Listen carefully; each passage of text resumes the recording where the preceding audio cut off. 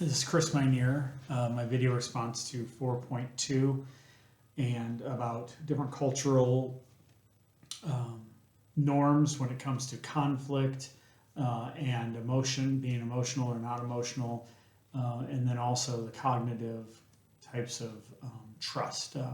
We deal with this a little bit, but not a lot, more on an individual level as we have tenants that are from other cultures. So understanding where they come from their cultural perspective is important, but I'm not sure that it's as a directly relative to the video that we watched.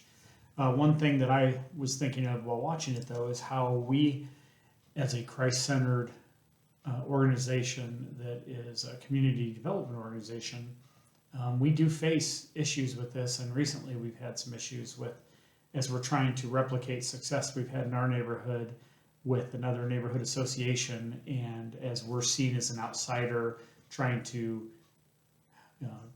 come alongside and help them better their neighborhood, but there's a church there that has been there and wants to be the advocate instead of us. So one of the other issues that we've been dealing with is, so there isn't very much trust there and trying to build some inroads with each other.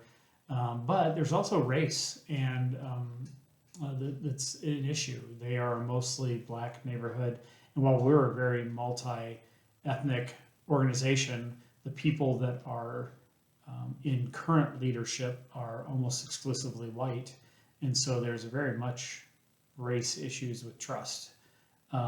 And there's a history there, so it makes total sense. But we've been running up against difficulty when it comes to making progress, and are having to discern how do we handle this and not allow meetings to become confrontational to a point where they are not effective. And that's kind of where they've been lately. So we're trying to grow from other areas and not trying to just keep hitting our head against this brick wall with this one church that we've been dealing with in that other neighborhood. But I think it's also worthwhile for us to continue to meet with them and try and build trust so that that avenue will be more tenable down the road.